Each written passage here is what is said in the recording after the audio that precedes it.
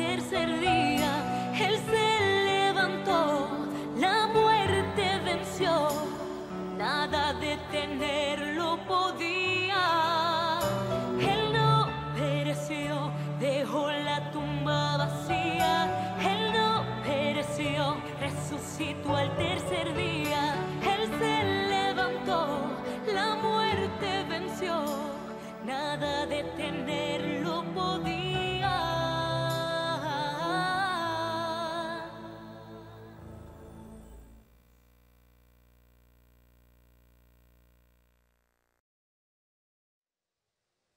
¿Cuántos en este día han venido con un corazón dispuesto a oír la palabra de Dios? ¿Cuántos han venido con un corazón receptivo a oír la palabra de Dios? Dicen las Escrituras que nosotros debemos recibir la palabra que ha sido plantada en nosotros con mansedumbre. Y con mansedumbre significa sin predisposición, con apertura, con amplitud, con una mente abierta y con un espíritu sensible para oír lo que Dios quiere hablar a nuestras vidas hoy. Yo no traigo palabras solamente al intelecto, a la razón.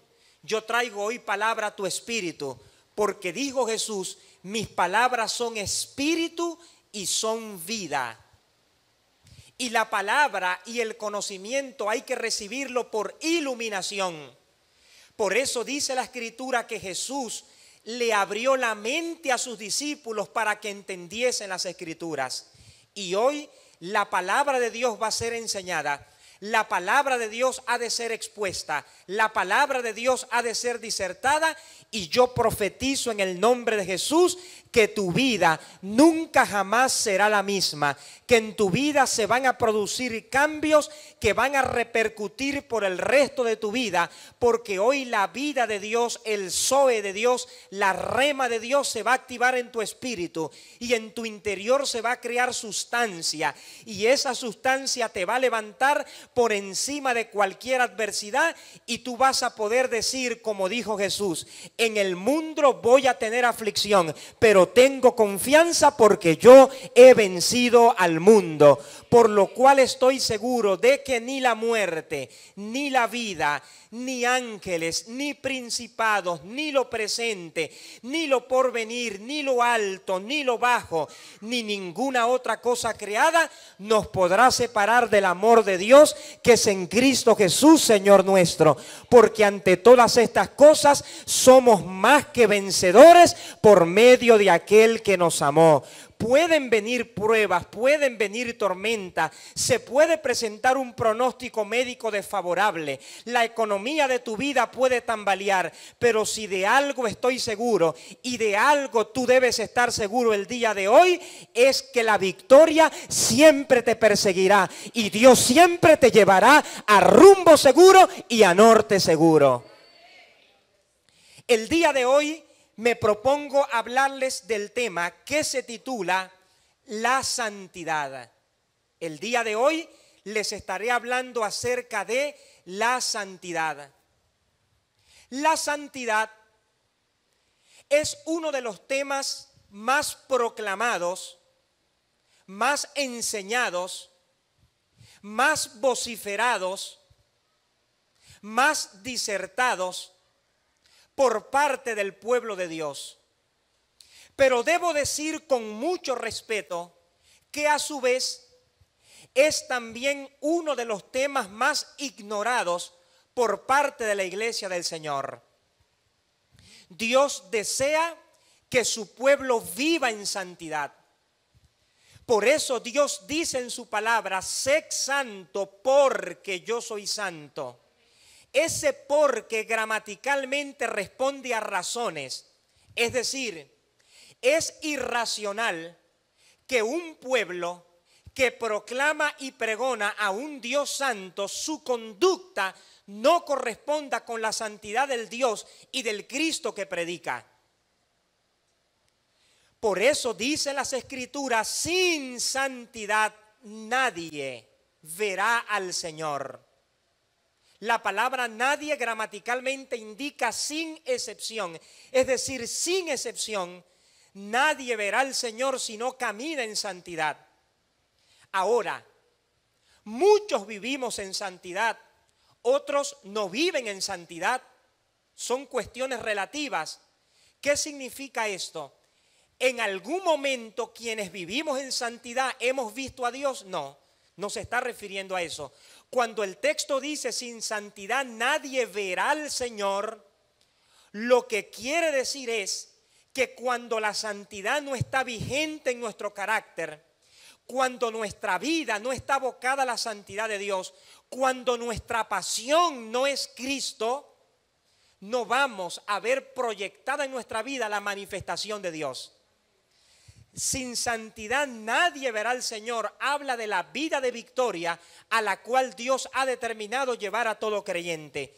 Y yo te aseguro hoy que por causa de tu activación en esta palabra, muchas cosas que tú venías esperando se van a comenzar a manifestar en un de repente de Dios.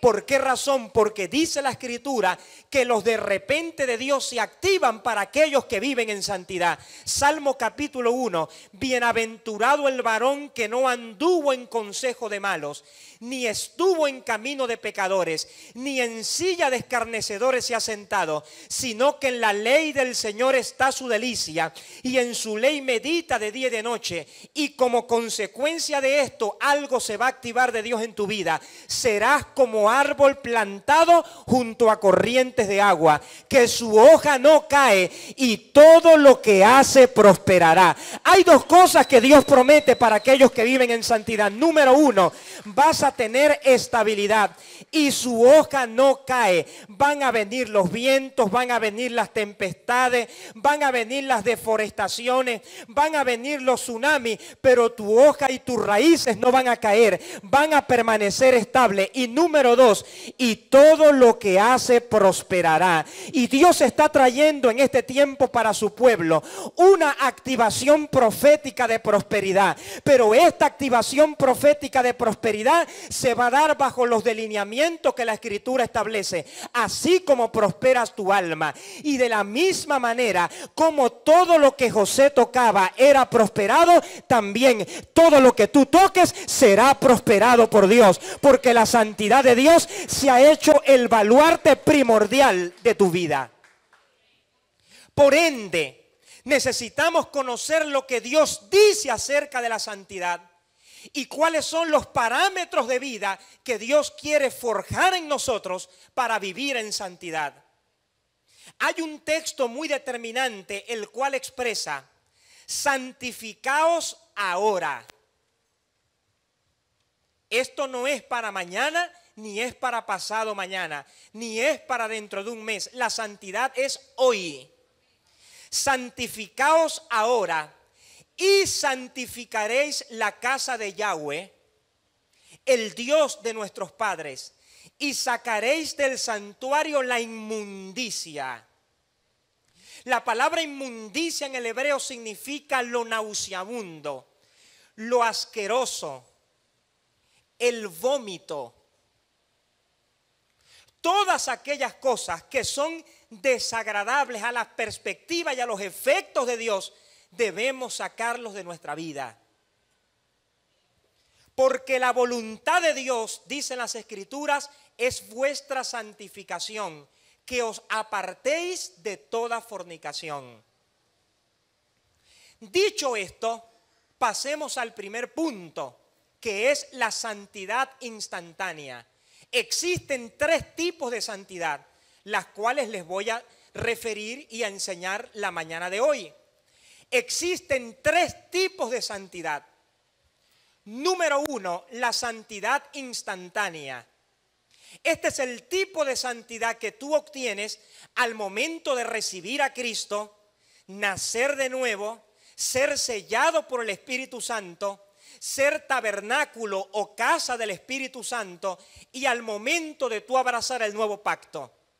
Esta santidad se recibe instantáneamente. Algunas tendencias denominacionales del cristianismo beatifican a las personas al momento cuando mueren. Sin embargo, nosotros tenemos un privilegio maravilloso porque tenemos la revelación, tenemos el vino nuevo, y es que en vida nosotros somos santos. Porque somos linaje escogido, nación santa, pueblo adquirido por Dios.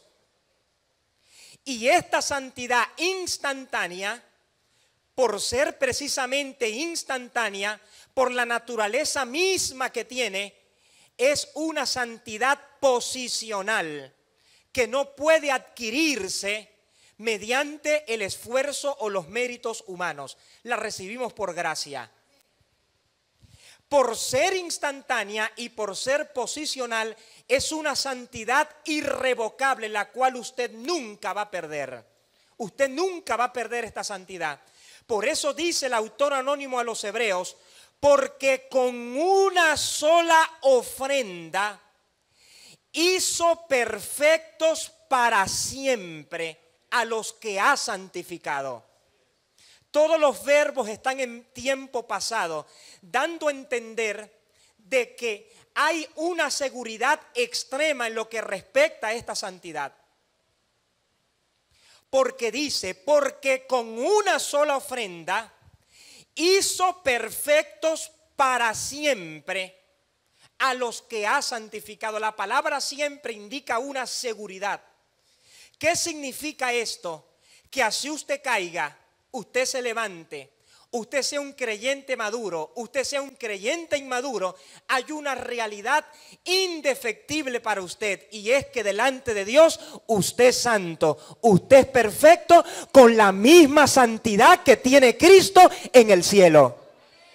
Dicho en otras palabras, yo soy tan justo como Jesucristo.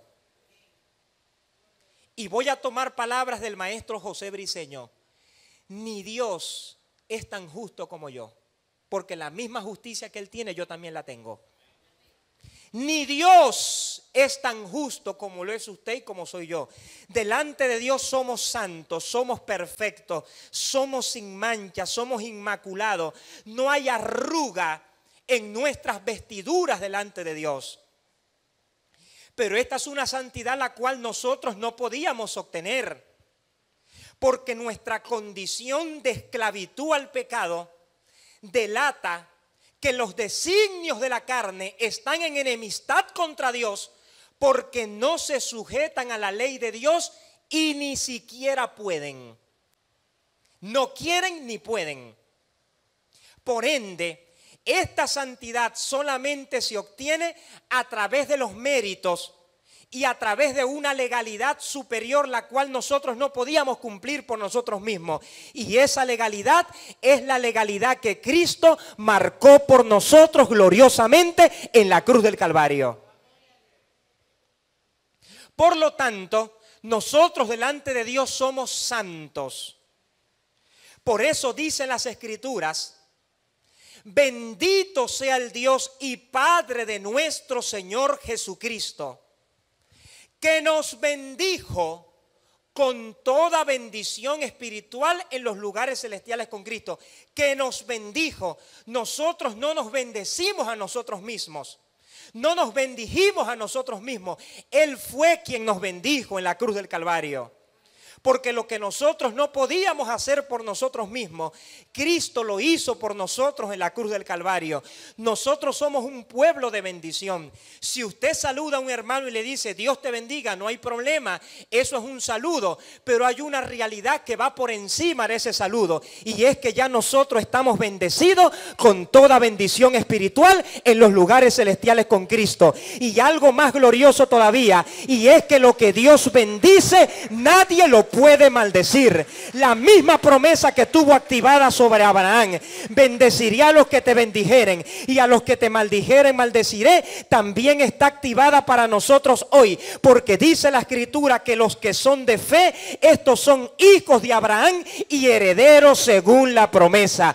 ¿Qué significa esto? Que a nosotros nadie nos puede maldecir. Quien a usted le lance una brujería, esa brujería se termina devolviendo, no le puede llegar. ¿Por qué razón? Porque se va a encontrar con la bendición de Dios. Se va a encontrar con la bendición de Dios manifestada en el mundo espiritual a nuestro haber. Por eso dice la Escritura que nuestra vida está escondida en Cristo. En el mundo espiritual, las personas no lo ven a usted. Los entes espirituales no lo ven a usted, lo ven es a Cristo, porque nuestra vida está escondida en Cristo. Esta es una santidad posicional que no puede obtenerse por medio del mérito humano, por las razones ya antes explicadas. Dicen las Escrituras, nos bendijo con toda clase de bendiciones espirituales en el cielo. Por Él, antes de la creación del mundo, nos eligió. Y la escogencia no la produjimos nosotros, la produjo Él.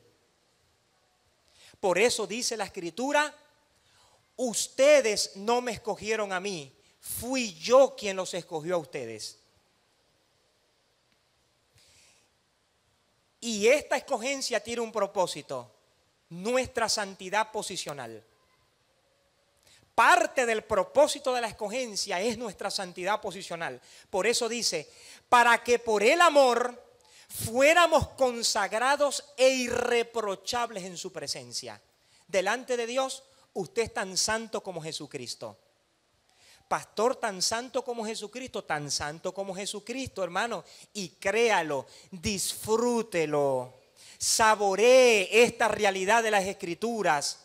Rompamos con ese pietismo ultraconservador evangélico, mi hermano, y abracemos el vino nuevo. Abracemos la revelación de Dios, porque somos tan santos como Jesucristo. Somos tan justos como Jesucristo. Miren cómo los verbos están conjugados.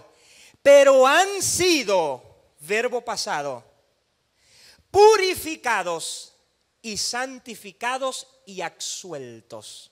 No hay culpa sobre nosotros, porque Cristo la llevó en la cruz del Calvario.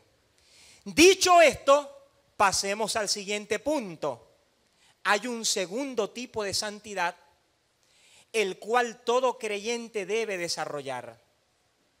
Mientras la santidad instantánea se recibe por gracia, se recibe por medio de la fe, se recibe por los méritos de Jesucristo, los méritos de Jesucristo consolidan en nuestra vida este nivel de santidad. Hay otro tipo de santidad el cual todo creyente debe aprender a practicar, y es la santidad progresiva. El mismo término lo indica, progresivo. Y esto tiene que ver con un desarrollo, tiene que ver con un avance, tiene que ver con un proceso. Yo le voy a decir algo. Si el día de hoy se convierte a Cristo un abusador de menores, él llora, gime, se arrepiente, nace de nuevo, es sellado con el Espíritu Santo. Cuando yo tenga hijos, yo no lo voy a poner a dormir con los hijos míos, así haya nacido de nuevo. ¿Por qué razón? Porque la gente tiene que experimentar un segundo nivel de santidad. Te lo voy a especificar también en estos términos. Las Escrituras presentan 6 estados de mente que son contrarios a la voluntad de Dios. Mente carnal, mente entenebrecida, mente endurecida, mente corrompida, mente vaga, mente cauterizada y mente reprobada. Cuando alguien llega al reino, ¿qué tiene que hacer Dios? Dios tiene que sacarlo de cualquiera de esos estados de mente en los que se encuentre y llevarlo al estado de mente espiritual. Y precisamente la santidad progresiva tiene como finalidad o como propósito afectar la conducta de los creyentes para que cambien su estilo de vida, para que dejen tanto brollo y tanta murmuración, para que dejen tanta mentira, para que dejen tanta inmoralidad sexual, para que dejen tantas cosas que no son agradables delante de Dios. Esta santidad tiene como fin, como norte, afectar la conducta del creyente, y por ello es un nivel de santidad que se alcanza paso a paso. Paso a paso. No viene de la noche a la mañana, es paso a paso. Y te voy a decir algo proféticamente. Cada escalón de santidad que tú consigas, Dios siempre tendrá para ti preparado un escenario para Él manifestar en tu vida una gloria mayor. Es decir, cada proceso en la vida de fe que tú pases, cada circunstancia dolorosa que tú experimentes, cada requerimiento de obediencia que Dios exija hacia ti, Dios te llevará a un nivel de gloria superior. ¿Qué significa esto? Que después de ese matrimonio tan traumático que tuviste, Dios tiene un nivel de gloria superior para ti. Después de esa prueba tan difícil que experimentaste, Dios tendrá el terreno preparado para manifestar un nuevo nivel de gloria para ti. Después de esa debacle económica que vino para tu vida, Dios ha preparado el terreno para manifestar en tu vida un nivel de gloria superior. Después de esa circunstancia de traición, donde personas que tú pensabas que iban a estar contigo en ese momento más difícil de tu vida, Dios después del camino preparará una gloria superior para ti, porque después del desierto viene Canaán, y en Canaán está la prosperidad, está la abundancia y están los nuevos tiempos que Dios tiene preparado para ti.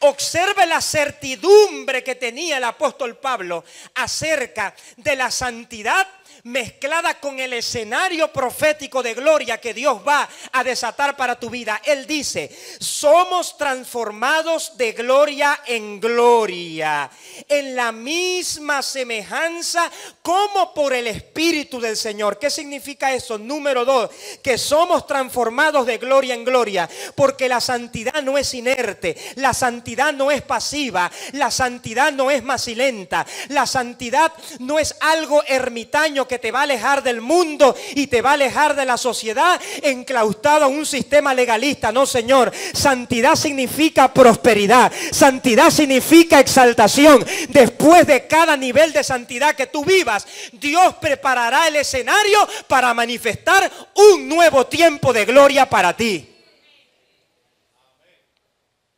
Por ello, debemos estar entendidos en lo que concierne la santidad. Dice la Escritura, mas creced en la gracia y en el conocimiento de nuestro Señor Jesucristo. Si usted tiene 20 años en el Evangelio y está igual que el primer año cuando creyó, usted no ha crecido. Usted no ha crecido. Por eso es que la santidad afecta la conducta. Romanos 12:2, no os adaptéis a los principios del siglo presente, antes bien, cambien su manera de pensar, para que así cambien su manera de vivir y lleguen a conocer cuál sea la buena voluntad de Dios, agradable y perfecta. La santidad es conducta, es un cambio en el estilo de vida, es renovar nuestra mente por la palabra de Dios. Dicen las Escrituras, por lo demás, hermanos, les pedimos y rogamos en el nombre del Señor Jesús que vivan conforme a lo que han aprendido de nosotros sobre la manera de comportarse para agradar a Dios. La santidad no es para agradar al pastor, no es para agradar a la iglesia, es para agradar a Dios. Ese es el objetivo de la santidad. La santidad no es fácil. La santidad progresiva no es fácil, porque Dios tiene que derribar muchas estructuras mentales en el creyente. No es fácil. Dice el apóstol Pablo, porque las armas de nuestra milicia no son carnales, sino poderosas en Dios para destrucción de fortalezas.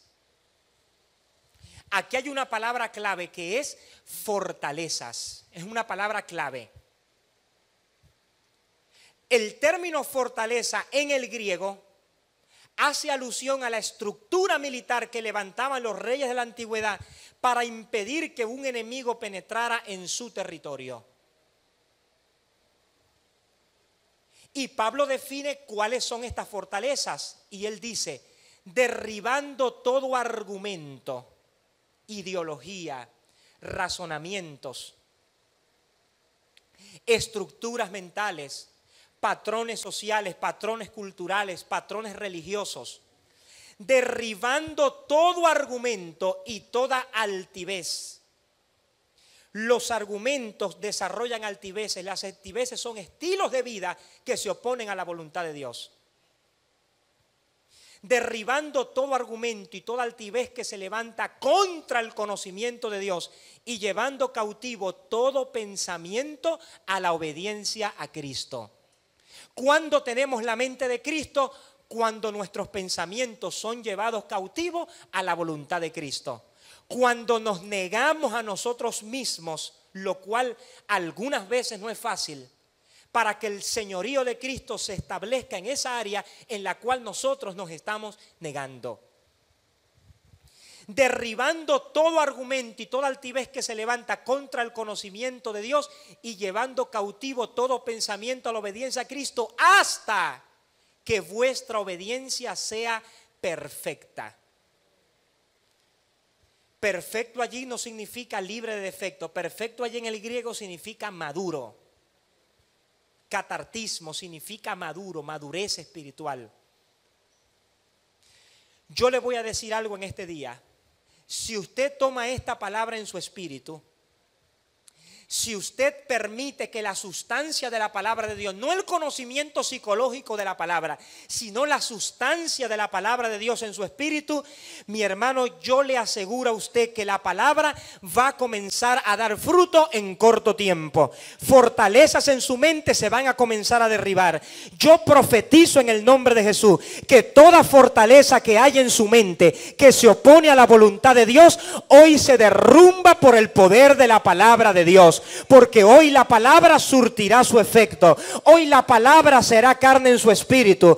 Porque ella es como espada de doble filo, que es más cortante que toda espada de doble filo, y penetra hasta partir el alma y el espíritu. Discierne los pensamientos, penetra hasta los tuétanos y puede delinear las intenciones que hay en el corazón. Dice la escritura que Dios envió su palabra y lo sanó. Yo profetizo en el nombre de Jesús que hoy la palabra surte un efecto maravilloso en usted, y en usted se va a cumplir lo que Dios le dijo al profeta Isaías, que así como cae lluvia del cielo y llega a la tierra y la hace germinar y da semilla al que siembra y pan al que come, así será mi palabra que sale de mi boca. Antes hará lo que yo quiero, no volverá a mí vacía y será prosperada en aquello para lo cual ha sido enviado. Hoy el orden de la palabra se establece en su vida y en ti comienzan a producirse cambios maravillosos por causa del efecto y la efectividad de la palabra. Por lo tanto, me propongo hablarles a continuación los pecados en los cuales incurren más los creyentes. Dígale al Señor: Señor, en este día yo me abro a tu palabra y permito que el espejo de tu palabra me cambie, me procese, me renueve, haga de mí un nuevo hombre y una nueva mujer. Y yo declaro hoy que la palabra se establece en mi mente. La semilla plantada en mi espíritu, yo la recibo con mansedumbre y en mi vida se van a producir cambios para la gloria de Dios. Número 1. Mire, mi hermano, Vino Nuevo no es una iglesia evangélica. Vino Nuevo es una iglesia cristiana. Aquí no predicamos matices denominacionales, aquí predicamos la palabra de Dios y predicamos el reino de Dios. Por ende, hay estructuras que probablemente algunos de nosotros traemos de la tradición religiosa que chocan con el conocimiento de Dios. Y voy a proceder a mencionarlos. Número 1, los creyentes son muy proclives a incurrir en el chisme, en el cotilleo. ¿Qué significa chisme?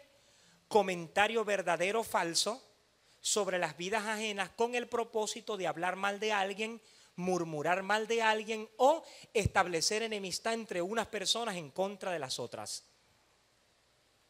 Muchos creyentes en la actualidad son proclives a la práctica del chisme. Y a los efectos de Dios, chismear es peor que adulterar. Las Escrituras no mencionan ejemplos de alguien a quien Dios le quitó la vida por cometer adulterio, pero sí presenta ejemplos, y muchos, de personas a quienes Dios les quitó la vida por incurrir en chismes. El adulterio, obviamente, hay que condenarlo, no a la persona, el pecado como tal. No podemos permitir el adulterio, pero a los efectos de Dios el chisme es peor que el adulterio. Y en algunos círculos cristianos se pone en disciplina al que comete inmoralidad sexual, pero al que chismea no le hacen absolutamente nada. Y el chisme a los efectos de Dios es un pecado de primera magnitud. El andar con la averiguadera, el andar con las especulaciones. ¿Y por qué el pastor habrá saludado a esa mujer así? ¿Y por qué el pastor habrá mirado a esa mujer así? ¿Y esa mujer por qué se le acercó al pastor? Y yo le conté el tiempo. Estuvo como 10 minutos hablando con el pastor. ¿Y qué habrán hablado? El chisme, la murmuración es uno de los pecados que ha impedido que la iglesia del Señor y el pueblo de Dios en América Latina avance. Porque dicen las Escrituras, en toda labor hay fruto, mas las vanas palabras de los labios empobrecen. El chisme empobrece. Por lo tanto, no podemos caer en el chisme. No asegure cosas de las cuales usted no está seguro. No exagere las versiones. Seamos comedidos y prudentes en nuestra manera de hablar. Porque esto Dios lo ama y lo bendice. En Israel, y aquí tenemos un judío, Shalom Benji, que nos está visitando. En Israel, en los tiempos de la antigüedad, en los tiempos de la Torá, a los chismosos no se les permitía entrar al templo. Se les impedía la entrada a los que practicaban el chisme. Por eso David dice, ¿quién entrará en tu tabernáculo? El limpio de manos, el que no levanta calumnias contra su prójimo y el que no admite reproche alguno en contra de su prójimo. El chisme es un pecado de primera magnitud. Dios dice en la Torá, no andarás con cuentos de aquí para allá, ni declararás en falso contra la vida de tu prójimo. Mi hermano, y es que el chisme tiene una sutileza impresionante. Dice Salomón, las palabras del que murmura son golosinas que bajan hasta lo más hondo del vientre. Y algunos, para suavizar la cosa, dicen, no me gusta, pero me entretiene. No, mi hermano, el chisme es un pecado de primera magnitud que Dios rechaza. Dios está en contra del chisme. Dios dice, 6 cosas aborrece el Señor y aún una abomina mi alma. El que no crea discordia entre los hermanos. Hay 2 palabras claves. Número 1, aborrecer. Término hebreo, sanet, que significa salir a la retaguardia, a la contraofensiva, enemistarse. Quiere decir que Dios está enemistado en contra del chisme, en contra del que crea discordia entre los hermanos. Y hay otra palabra que es más fuerte, que es el término hebreo toeva, que significa nauseabundo, repugnante, ganas de vomitar. De la misma forma como un vómito es repugnante tanto a la vista como al olfato, Dios de esa forma ve el chisme. Dios está en contra del chisme. También por el daño que provoca. Dice la Escritura, el que es malvado y chismoso provoca peleas y causa divisiones. La mayoría de las divisiones que se dan en las congregaciones tienen su origen en el chisme. Pero ¿sabe una cosa? Yo estoy decidido a tomar la espada del Espíritu, que es la palabra de Dios. Y estoy decidido a romper con el chisme en esta congregación. Lo hemos roto, pero hay que seguirle dando y hay que seguirle dando y hay que seguirle dando. Porque quien venga a esta congregación de otro lugar con un hábito de chismear, van a suceder dos cosas. Número uno, o el sistema que la palabra ha establecido en este lugar lo termina sacando o termina cambiando. Pero en esta congregación no vamos a admitir personas chismosas y personas murmuradoras.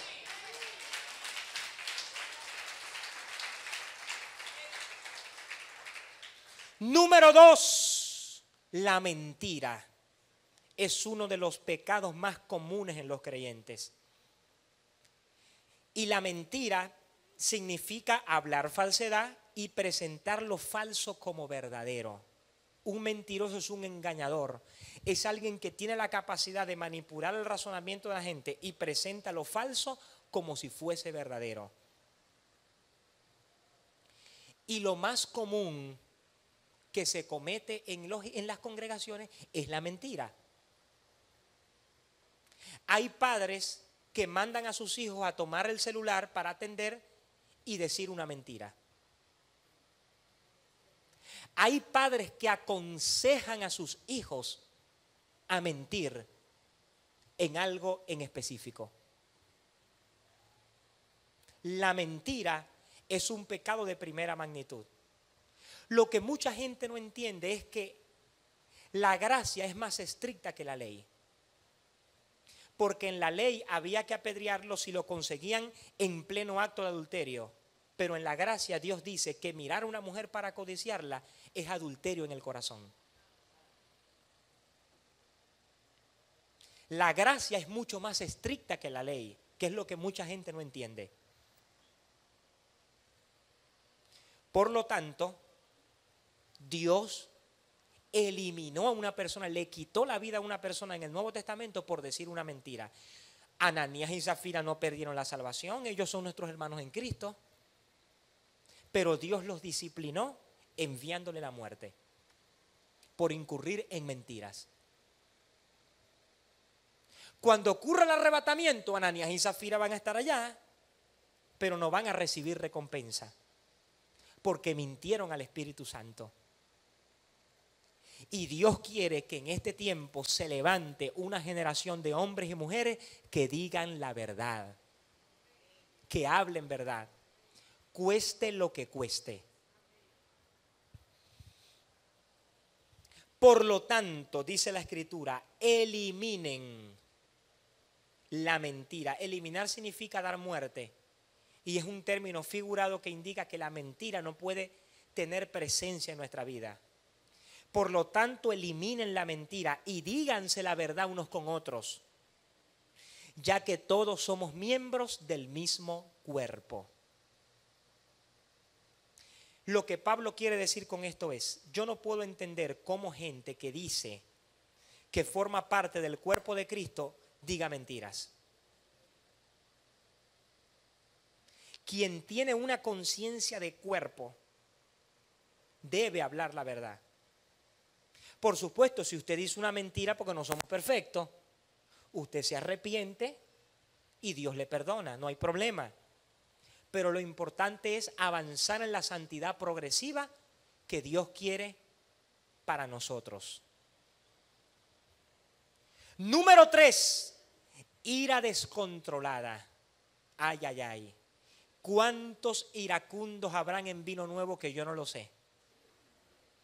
¿Cuántos reaccionarios compulsivos en vino nuevo habrá que yo no lo sé?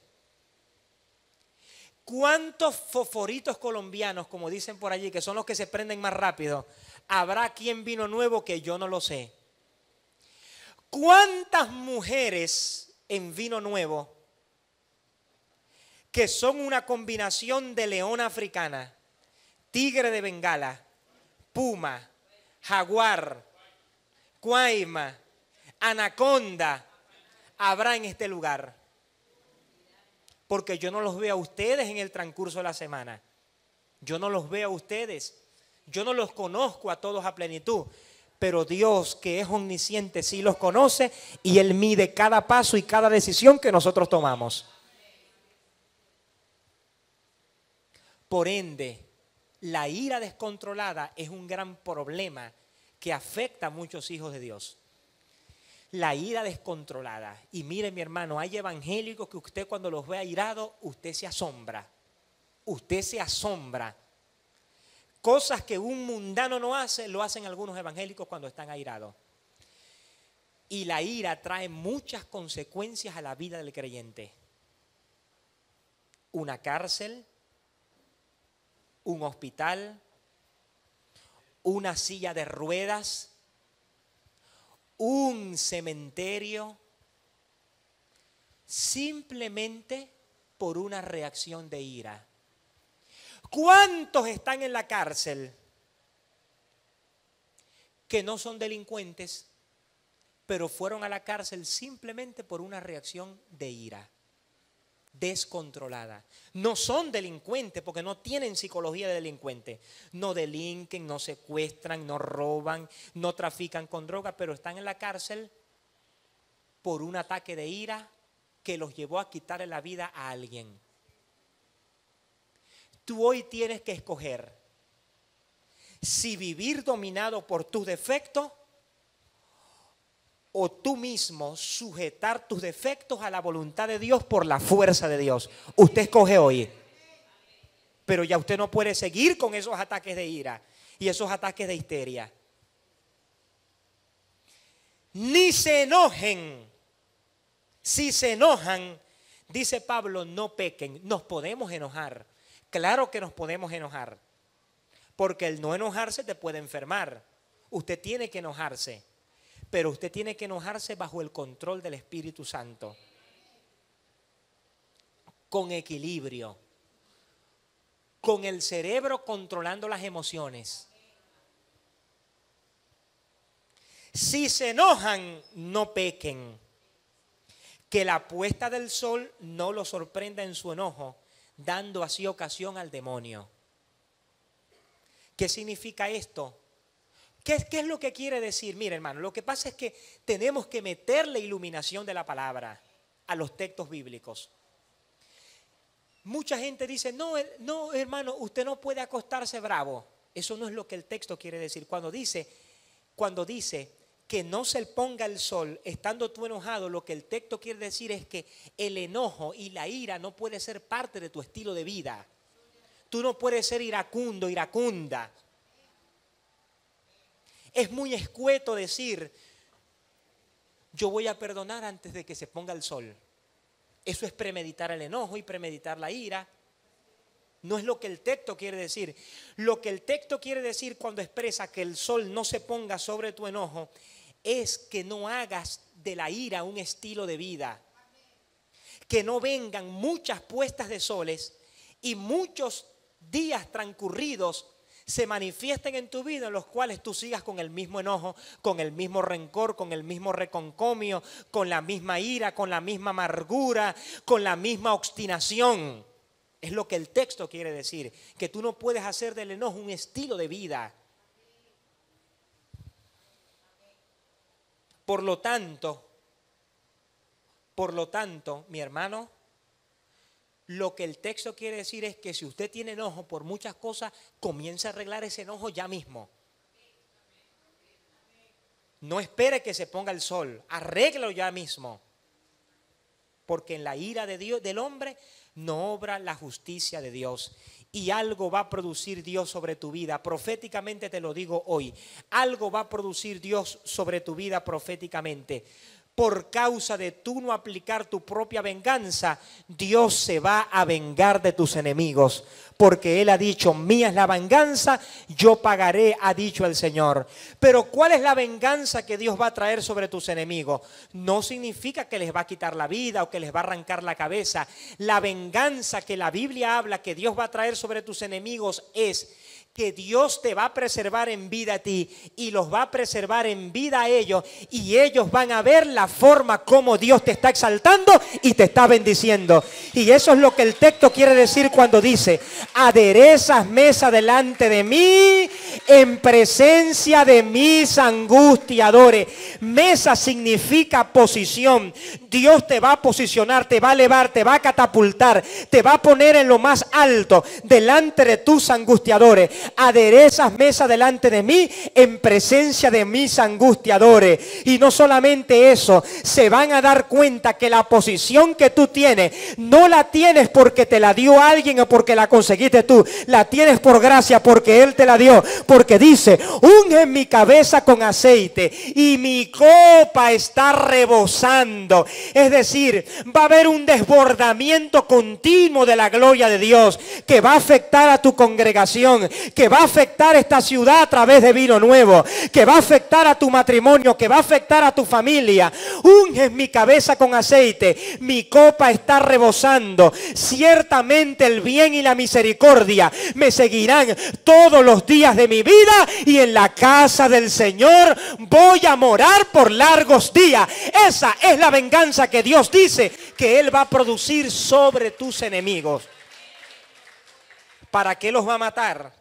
No, ellos tienen que vivir y tienen que ver la forma como Dios te está bendiciendo, cómo Dios te está levantando. Y cuando tú veas a tus enemigos viendo cómo Dios te levanta y cómo Él te exalta, no es para que te llenes de altivez, es para que pagues con el bien a quienes te han hecho el mal. Es para que devuelvas con bendición a los que han procedido contra ti con maldición. Es para que hagas como hizo José, que él tenía todo el poder para vengarse de lo que esos malvados hermanos le habían hecho, pero él no se vengó de los hermanos. Él dijo, vengan para mi casa, siéntense en mi mesa, formen parte de mi mesa real, porque de la misma forma como Dios me ha bendecido a mí, yo voy a ser un portador para que ustedes también sean bendecidos por la forma como Dios me ha exaltado y como Dios me ha bendecido a mí.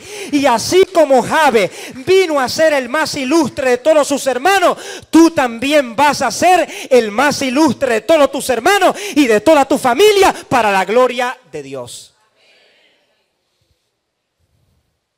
¿Se da cuenta lo importante que es controlar la ira?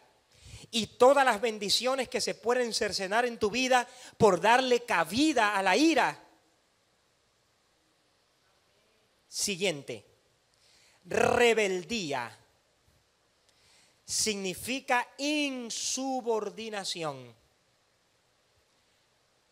desobediencia compulsiva. Y a los efectos de Dios, la rebeldía es como pecado de brujería. Dios le dijo a Samuel, como pecado de adivinos es la rebeldía, como crimen de idolatría es la obstinación. Aquí hay dos cosas claves. Número uno, la rebeldía lo iguala y lo coloca a la misma magnitud de la adivinación. Por eso en Vino Nuevo no pueden haber mujeres rebeldes. Las mujeres de Vino Nuevo tienen que estar sujetas a su marido. ¿Por qué Dios le dice al hombre que ame a la mujer? Porque nosotros los hombres tenemos un problema de amor. ¿Y por qué le dice a la mujer que se sujete al marido? Porque las mujeres tienen un problema de obediencia. ¿Cómo les cuesta obedecer? ¿Y cómo nos cuesta amar? Pero, tocando el tema de la rebelión, a los efectos de Dios, ser rebelde es semejante a ser un adivino. Y la obstinación como ídolos. ¿Qué significa esto? Que cuando usted es un hombre y una mujer obstinado u obstinada, a los efectos de Dios, usted está practicando la idolatría. Y como pecado de ídolos, la obstinación. Eso que se la pasan diciendo es que yo soy obstinado, yo soy obstinada, yo soy así, a mí nadie me va a cambiar. No. La obstinación no forma parte del propósito de Dios.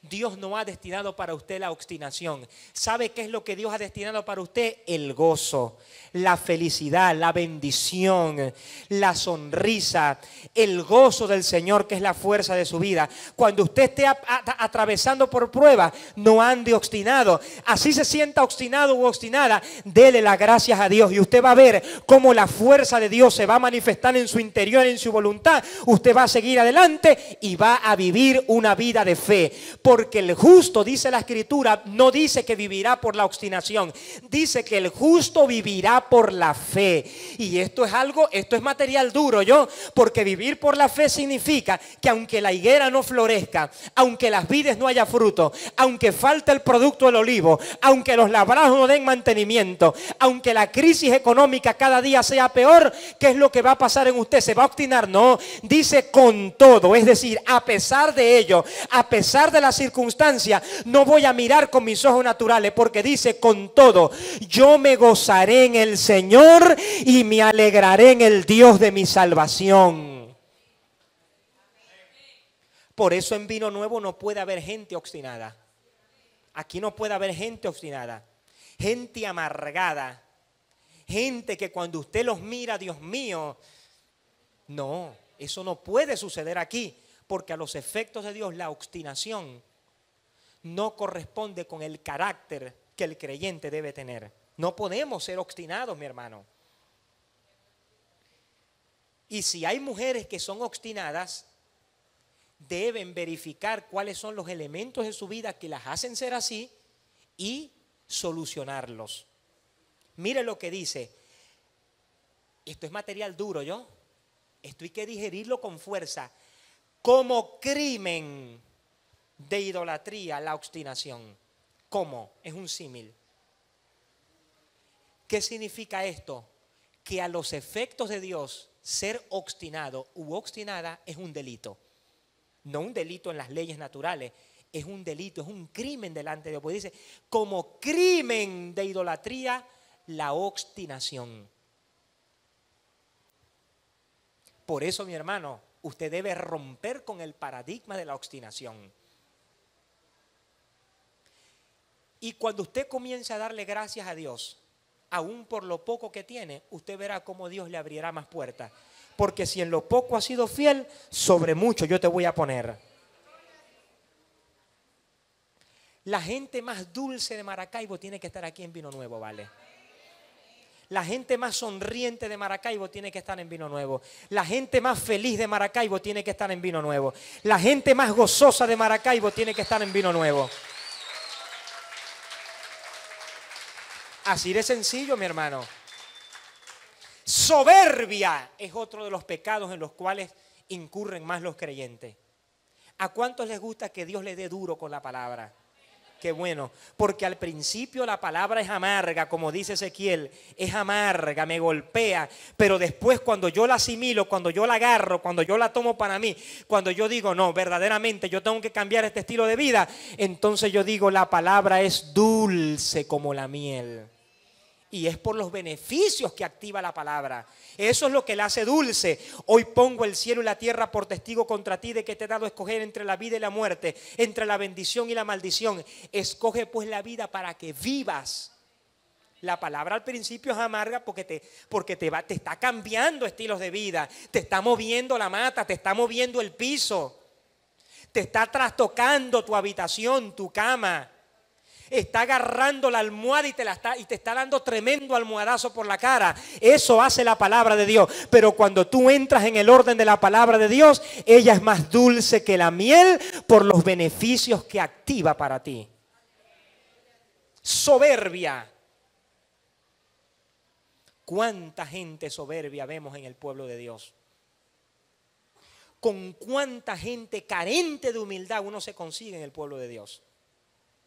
Y la soberbia está muy relacionada con el espíritu de la religión, con el espíritu religioso, con el espíritu legalista.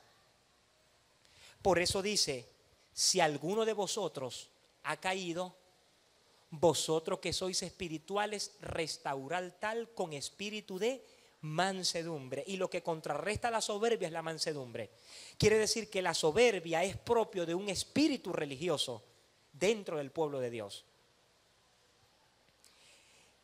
Estas cosas aborrece el Señor, los ojos altivos. Ojos altivos no es el que parece que mira altivo. Ojo significa conducta, la conducta altiva, el carácter altivo. La persona que tiene complejo de superioridad, que es lo mismo que tener complejo de inferioridad. Porque quien quiere ser superior es porque se siente inferior. Así de sencillo. Dice, el Señor aborrece al orgulloso. Tarde o temprano tendrá su castigo. Maledicencia, el hábito de hablar mal de las personas. Si algunos aquí están habituados a hablar mal de las personas, hoy Dios tiene que romper ese paradigma de usted. Dice la Escritura, muerte y vida está en poder de la lengua. Lo que elija, eso comerá. Tu lengua es una semilla. Tú ves si conviertes tu lengua en una semilla de vida para producir frutos de vida o conviertes tu lengua en una semilla de muerte para producir frutos de muerte. Pero Dios hoy hace un llamado a la prudencia. Porque como te dije, la palabra es dura, es amarga al principio, pero después es dulce como la miel. Pero es por el beneficio que activa en ti. Dice la Escritura, manantial de vida es la boca del justo. Me gusta mucho un tip de Cax Luna que dice, hablaré vida y no hablaré muerte, hablaré bendición y no hablaré maldición. Y vamos a tomarlo para nosotros hoy. En Vino Nuevo tenemos que hablar vida y no tenemos que hablar muerte. Tenemos que hablar bendición y no tenemos que hablar maldición. Así todo sea un valle lleno de huesos secos. Dios le dijo a Ezequiel que los huesos secos pueden resucitar. Así todo esté sombrío, así todo esté gris, mi hermano, abra su boca, profetice sobre la adversidad, profetice sobre la enfermedad, profetice sobre la crisis económica y Dios abrirá una puerta, porque la vida y la muerte está en poder de la lengua y el que la ama comerá de sus frutos. Le voy a enseñar algo aquí, miren, la confesión es tan poderosa que nosotros nacimos de nuevo como consecuencia de una confesión. Atrape esto en su espíritu. Dice la Escritura, si confesares con tu boca que Jesús es el Señor y creyeres en tu corazón que Dios le levantó de los muertos, serás salvo. ¿Cómo nosotros fuimos salvos? Por una confesión. El principio de la confesión activó en nosotros el nuevo pacto. Así de poderosa será la confesión. Y ese principio se aplica para todo. De la misma forma como usted, al confesar con su boca que Jesucristo es el Señor, es salvo, de esa misma forma, si usted confiesa con su boca que es sano, usted recibirá la sanidad. Si usted confiesa con su boca que es próspero, usted recibirá la prosperidad. Si usted confiesa con su boca que las cosas en su matrimonio se van a acomodar, usted va a recibir la nueva señal de progreso en medio del tiempo de crisis que usted está viviendo hoy. Si confesamos con nuestra boca que las cosas en Maracaibo van a cambiar, que la delincuencia va a bajar, que los secuestros se van a disminuir o se van a eliminar completamente, eso va a suceder porque los justos hablan y Dios activa la confesión de los justos a favor de la ciudad. Porque dice la Escritura que la ciudad es bendecida por lo que confiesan los justos. Tenemos que hablar bien. La lengua de los sabios es medicina. Es medicina. La lengua apacible es árbol de vida, dice también Salomón. Los dichos suaves son suavidad al alma y medicina a los huesos. Abriré mis labios para cosas rectas. Si usted no tiene algo bueno que decir de alguien, no diga nada. Así de sencillo.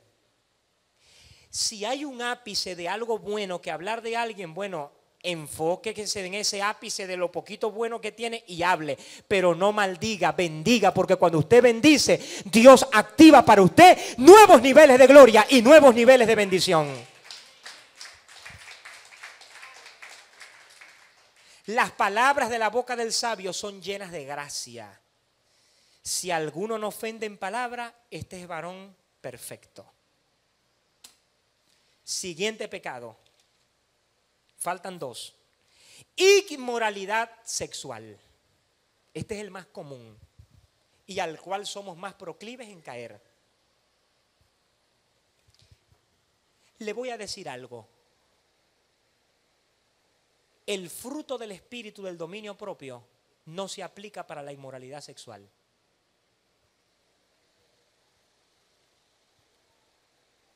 Y esto que te voy a decir es liberador. Porque a los efectos de Dios, la tentación sexual no se puede resistir. A la tentación sexual se le huye, no se le resiste. Porque muchos, por alardear de santurronería, terminaron incurriendo en la inmoralidad sexual. La inmoralidad sexual no se resiste, se le huye. Hay cosas las cuales podemos resistir, pero la inmoralidad sexual no se resiste. Porque cuando la bilirrubina sube, el cerebro no piensa. El razonamiento, mi hermano, bueno pues, ahí no hay razonamiento, mi hermano. Ahí lo que hay es instinto, hay pasión, hay impulso. La inmoralidad sexual no se resiste, se le huye. Dice la Escritura, apártense, eviten, huyan. No dice resístanla, dice huyan, aparten, eviten. Por eso yo pienso que todo hombre, y las mujeres me van a dar la razón, todo hombre en los espacios que se pueda debe estar con su esposa para todas partes. ¿Qué pasó con las mujeres, pues? Las estoy ayudando. Apártense, eviten, huyan. Apártense de la fornicación. Cualquier pecado que el hombre comete fuera del cuerpo, pero el que fornica peca contra su propio cuerpo. La inmoralidad sexual no se resiste, se le huye. Y si usted sabe que cojea por ahí, más rápido todavía tiene que huir. Por eso es imposible resistirlo. Dice la Escritura, Pablo le dijo a Timoteo, huye de las pasiones juveniles.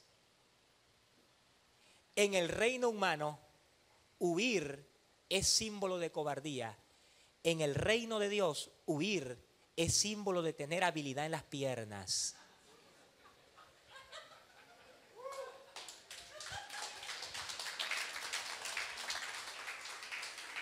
Huye de las pasiones juveniles, huye, no resistas, huye, huye. Eso no se resiste, mi hermano. Huye de las pasiones juveniles, no resistas, huye de las pasiones juveniles. Dios te va a dar fuerza, no es para que resistas a la negra que tiene tumbado, como dice Celia Cruz. Dios te va a dar fuerza es para que huyas.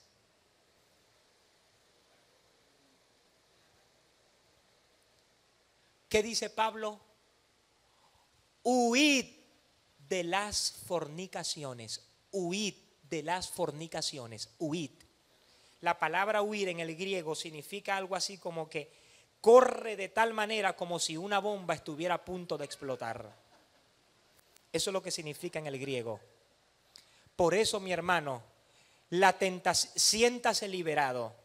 Usted es proclive a la inmoralidad sexual por la vía natural. ¿Qué es lo que tiene que hacer usted? Usted lo que tiene es que entrenarse en la palabra. ¿Cómo usted se entrena en la palabra? No tirándosela de santo, ni ayunando, ni vigilando para resistir la inmoralidad sexual y las tentaciones. Mire, es más, ve, entre más ayuné y más oré, más tentaciones sexuales vas a tener. Porque con el ayuno el cuerpo se debilita. ¿Qué fortaleza cognitiva, psicológica puede haber con el ayuno? Usted ora, ayuna y eso va a estar ahí presente porque esos son deseos con los cuales Dios nos ha creado. ¿Qué es lo que tenemos que hacer nosotros? Dejar de estar con tanta ayunadera y con tanta vigiladera, aunque aquí eso no es tan común. Dejar de estar con esas situaciones, para quienes me están oyendo por la televisión, y obedecer a la palabra. ¿Qué dice la palabra?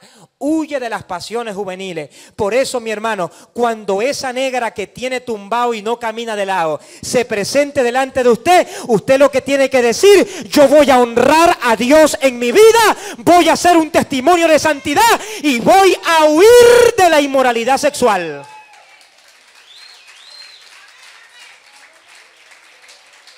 Eso no es una cuestión de dominio propio, mi hermano. Hay cosas donde el dominio propio no se activa.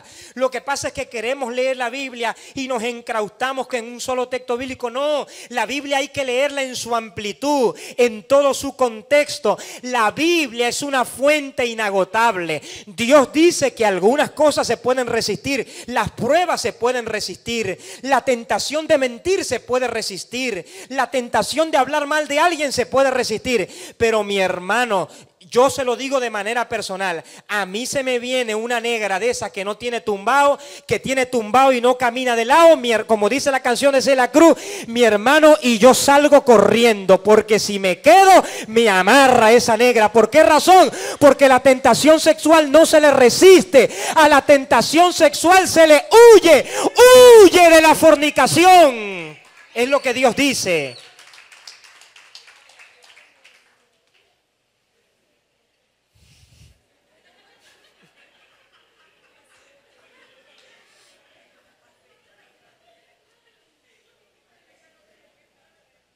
¿Qué pasó? Bueno, no armemos diálogo porque esto está saliendo en televisión. Ok. No es que sea malo armar el diálogo, sino que lo que usted está diciendo no se puede oír en la cámara. Ok.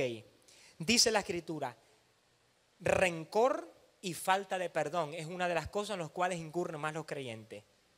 Dice la Escritura, eviten toda amargura, pasión, enojo, gritos, insultos y cualquier tipo de maldad. Sean amables, compasivos unos con otros, perdónense unos con otros, así como Dios los ha perdonado en Cristo. Quien no perdona vive en una contradicción. ¿Cuál es la contradicción? Oye, si Cristo te perdonó, ¿cómo tú no vas a... Si Cristo te perdonó el estado pecaminoso caído adámico que heredaste, ¿cómo tú no vas a perdonar al que te ha ofendido, al que te ha hecho daño y al que ha traído perjuicios a tu vida? Tienes que perdonarlo, eso es obvio. Tienes que perdonar a ese hombre que te fue infiel, a ese hombre que te golpeó, a ese hombre que te maltrató verbalmente, a ese jefe que se portó mal contigo y no te reconoció el pago que debía tributarte por causa de la excelencia de tu trabajo. Tienes que perdonar. Perdonar, y perdonar no significa renunciar a tus derechos. Perdonar significa pasar por alto la ofensa. Eso significa perdonar, pasar por alto la ofensa. Siguiente pecado, borrachera. Dios, esto que te voy a dar te va a dar libertad, porque Vino Nuevo no es una congregación donde predicamos legalismo, pero tampoco predicamos libertinaje. En Vino Nuevo predicamos libertad. Tomar Un ápice de alcohol no es pecado, ni va a contristar al Espíritu Santo.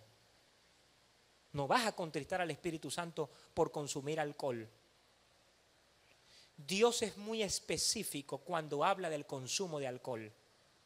Y Dios habla es de los excesos, de la borrachera. De hecho, el vino que Jesús tomó con sus discípulos en la cena era un vino que pasaba por un proceso de 7 semanas de fermentación. Cuando ese vino salía, mi hermano, alegraba el corazón. Ese vino de que alegraba el corazón. Y el cuerpo también. Ok.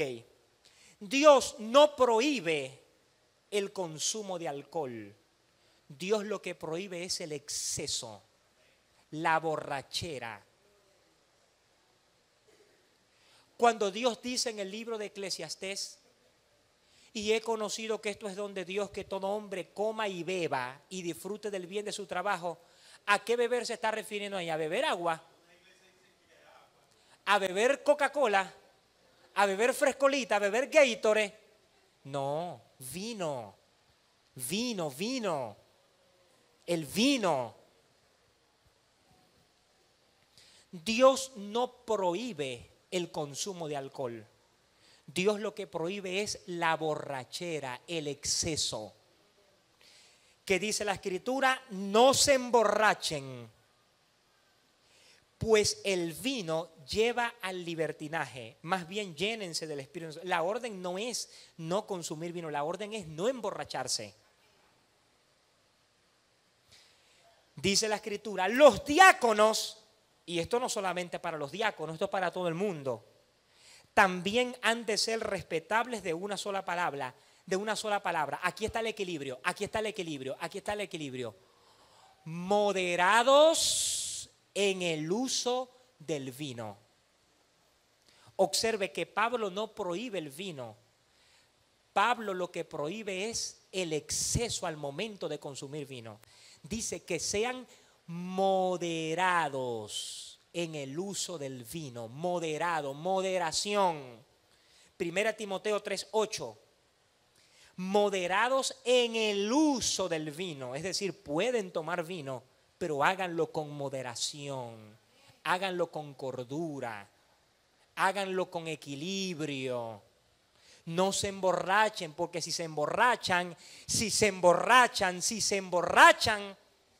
van a caer en el libertinaje y van a contristar al Ruach, al Espíritu Santo. No se emborrachen. Otro punto de equilibrio que necesitamos colocar. Si usted viene del mundo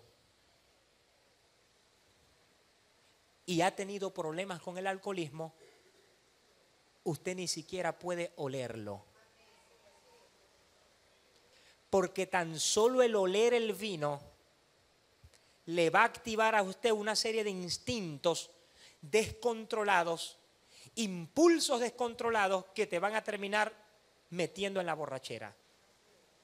Con mucho respeto, con mucho amor, con mucha consideración. Si hay hermanos entre nosotros que han tenido problemas de alcoholismo, ustedes no deben ni siquiera mirar el vino, pues, hablando exageradamente, ni lo miren, hablando en una hipérbole exageradamente.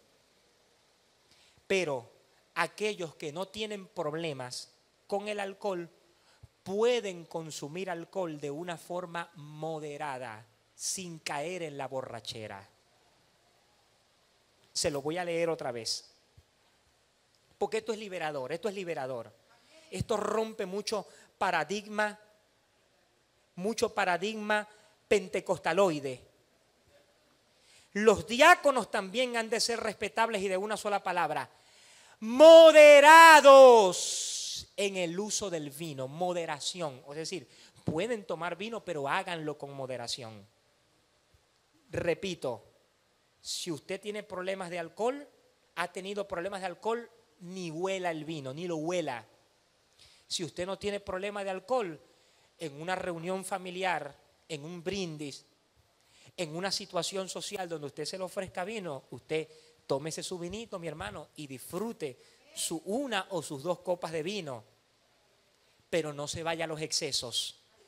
Porque si usted se va a los excesos y se va a la borrachera, yo agarro la correa. Si yo me entero de que alguno de ustedes se está emborrachando, yo agarro la correa, la unjo con aceite y le doy su buen correazo para que aprenda a hacer las cosas bien a la manera de Dios y no ande emborrachándose. Porque la borrachera para nada edifica. No os embriaguéis con vino, porque el vino conduce a mayor libertinaje. Antes bien, sed llenos del Espíritu Santo. Dios quiere levantar hoy una iglesia santa, una iglesia sin soberbia, sin maledicencia, sin chisme, sin rencor, una iglesia que no camina en la carne, por el contrario que viva en el Espíritu, una iglesia que dé muerte a los deseos de la carne, porque esta es la iglesia que Dios ha destinado para impactar la ciudad, para impactar Maracaibo, para impactar Venezuela y para impactar el mundo con el conocimiento de la gloria del Señor. Por lo tanto, mi hermano, hay que vivir en santidad, hay que apartarse del pecado, hay que dejar la mentira, hay que dejar la murmuración, hay que dejar el chisme, hay que dejar la maledicencia y tenemos que acoger la santidad y la libertad gloriosa de los hijos de Dios. Que se active en Vino Nuevo una unción de santidad en este lugar para que la gente crea más por lo que hacemos que por lo que decimos. Están en bendición, mi hermano. Están en bendición.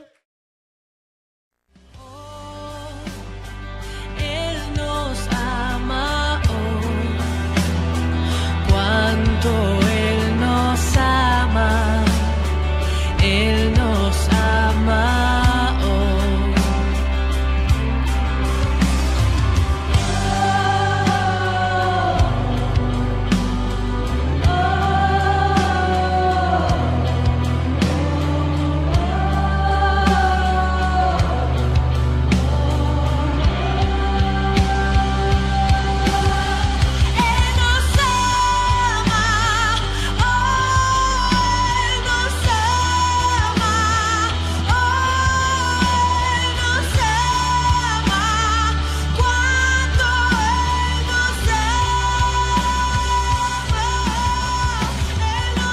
Si esta palabra ha sido de bendición a tu vida, comunícate con nosotros a los números que ves en pantalla para mayor información.